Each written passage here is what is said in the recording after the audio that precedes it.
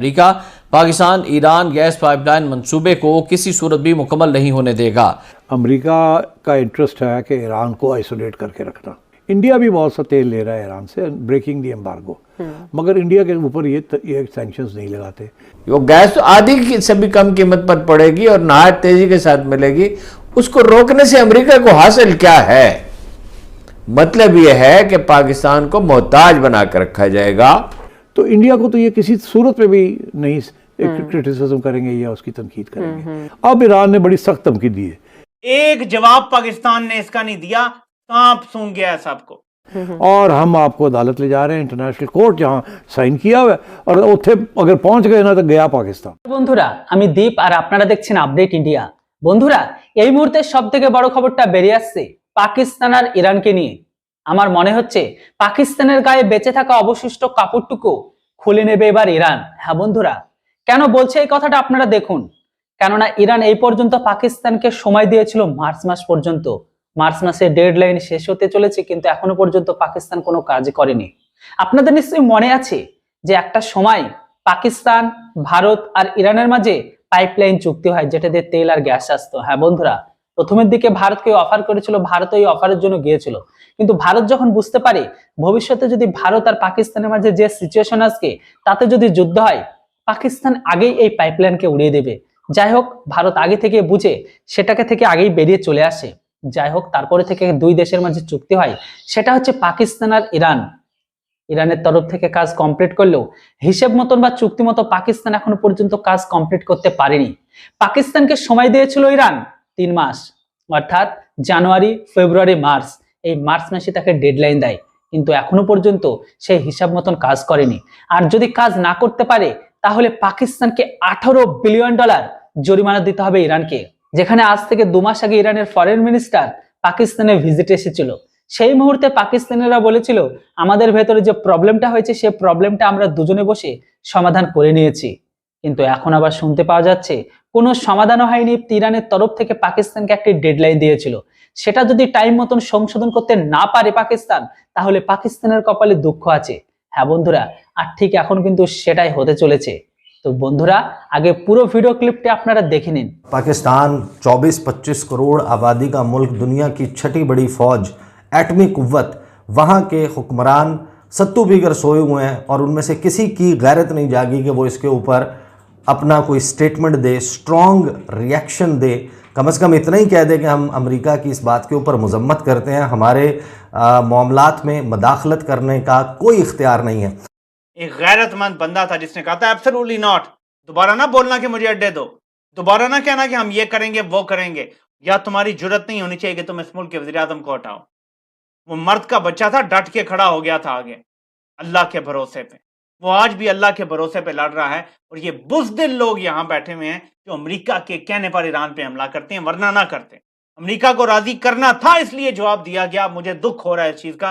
एक ऐसी चीज़ थी इन 2 सालों में जो हुई थी, मुझे खुशी हुई थी कि ईरान ने हमारी सॉवरेनिटी पे हमला किया, हमने जवाब दिया, मुझे खुशी हुई थी। लेकिन अब जाके डोनाल्ड लू के बयान से पता चला है वो तो डोनाल्ड लू को बचाने के लिए किया गया था, क्योंकि अमेरिका में डोनाल्ड लू पे प्रेशर आ रहा था कि पाकिस्तान तो ईरान के साथ गैस पाइपलाइन बना रहा है, तुम क्या कर रहे हो, उन्हें रोको।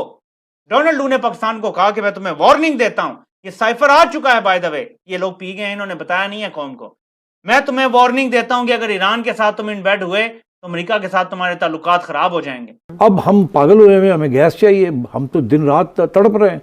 तो अब हमने फिर ईरान हमारे पीछे पड़ा हुआ है। हम ईरान के साथ, मैंने ये पहले भी डिस्कस किया था कि 2010 से ये बात चल रही है ईरान के साथ, और हमने कमिटमेंट्स भी की हुई है। हमारा ख्याल था कि किसी न किसी स्टेज पे अमेरिका ईरान के ताल्लुकात ठीक हो जाएंगे। अब ईरान ने बड़ी सख्त धमकी दी है कि आपके पास कोई एविडेंस नहीं है, कोई प्रूफ नहीं है कि आप ये करेंगे, आप दरअसल हमें धोखा दे रहे हैं। पाकिस्तान इस वक्त एक ऐसे खतरनाक मोड़ पर पहुंच चुका है कि ये खबरें हमें ये बता रही हैं कि आने वाले हालात से कैसे निकल पाएगा। वो पहले तो डट के खड़ा होता था कप्तान, लेकिन अब अमेरिका डट के खड़ा हो गया और उसने ये कहा है कि ईरान और पाकिस्तान के बीच ये गैस पाइपलाइन नहीं बनेगी। और क्या आपको पता है कि अगर पाकिस्तान ईरान के साथ ये गैस पाइपलाइन मंसूबा मुकम्मल नहीं करता तो ईरान को पाकिस्तान की तरफ से $18 बिलियन देने पड़ेंगे पेनल्टी। ईरान ने पाकिस्तान पर $18 बिलियन पेनल्टी लगाई है। तो मुझे तो ये समझ में नहीं आ रहा कि पाकिस्तान ये $18 बिलियन ईरान को कहां से देगा, ये कहां से आएगा पैसा। मतलब $1 बिलियन के लिए नाक से लकीरें निकाल रहे हैं आप लोग। वो IMF कशकोल में $3 बिलियन, $1 बिलियन डाल दे, उसके लिए उन्होंने नाक से लकीरें निकलवाई हैं आपसे।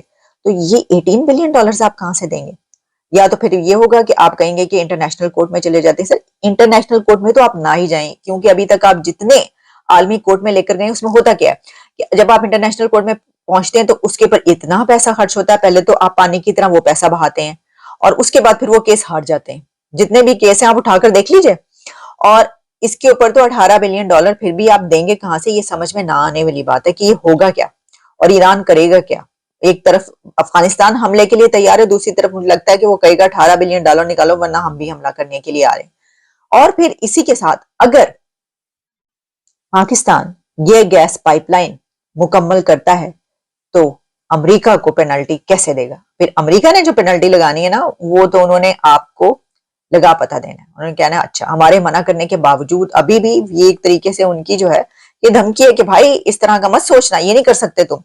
2-3 चीज़ें मैं आपको बता दूं। जो अक़वाम मुत्तहिदा उसके चार्टर के मुताबिक जितने ममालिक हैं उनके इक्वल राइट्स हैं, उनकी सॉवरेनिटी और उनकी टेरिटोरियल इंटेग्रिटी वो इक्वल है, बराबर तस्वुर की जाती है। कोई मुल्क जो है अगर वो रकबे में बहुत बड़ा है, फॉर एग्जांपल चाइना है या रशिया दुनिया का रकबे के एतबार से सबसे बड़ा मुल्क है, तो ऐसा नहीं है कि रूस के पास अक़वाम मुत्तहिदा में 8 वोट डालने की ताकत है, या चीन के पास जो है वो 6 वोट डालने की ताकत है, या अमेरिका के पास जो है वो कोई अपनी अस्करी कुव्वत के एतबार से कोई बड़ा मुल्क है तो वो 15 वोट डाल सकता है, सबका 1 वोट काउंट होता है। तो ममालिक जो हैं वो इक्वल हैं। इसी तरीके से जब दो ममालिक के दरमियान आपस के ताल्लुकात की या इस अक़वाम आलम में मुख्तलिफ ममालिक के ताल्लुकात की बात होती है, तो जो सॉवरेन नेशंस के दरमियान जो 2 खुद मुख्तार ममालिक हैं उनके दरमियान किस किस्म के मुआहदे हो रहे हैं, क्या ताल्लुकात हैं, इसके ऊपर कोई तीसरा मुल्क जो है वो एतराज़ तो कर सकता है, प्राइवेटली आपके साथ उठा सकता है, पब्लिकली उसके ऊपर कोई स्टेटमेंट दे सकता है, लेकिन उसको रोकने के लिए अगर वो कोई गैर कानूनी चीज़ भी नहीं है तो फिर इतना खुल्लम खुल्ला ये कहना कि हम इसको रोक के दिखाएंगे और उसके लिए अपने IMF के लेवर्स इस्तेमाल करेंगे। मैं आपके सामने जो है वो समात की कुछ चीज़ें रख देता हूँ। समात के सिर्फ पॉलिटिकल एस्पेक्ट के ऊपर बात हो रही है, सिर्फ उन चीज़ों का तज़किरा करूँगा जो कि पाकिस्तान में खुली मदाखलत का, अमरीकी खुली मदाखलत का सबूत है, और ये वो चीज़ है जिसको रोकने की कोशिश की जा रही थी। कौन कर रहा था? वो जो अडयाला जेल में सलाखों के पीछे है।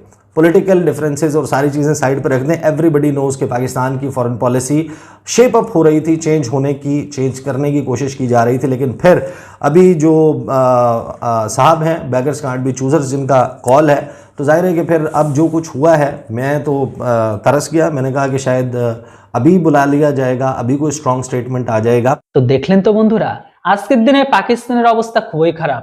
পাকিস্তানের একদিকে আফগান তালিবান, অপরদিকে ভারত, তো অপরদিকে আবার তালিবান। পাকিস্তান চারিদিক থেকে ফেসে গেছে। পাকিস্তান আজকের দিনে এমন পরিস্থিতি তৈরি করে ফেলেছে যেখানে আজ কোনো জায়গায় ও শান্তিতে থাকতে পারছে না।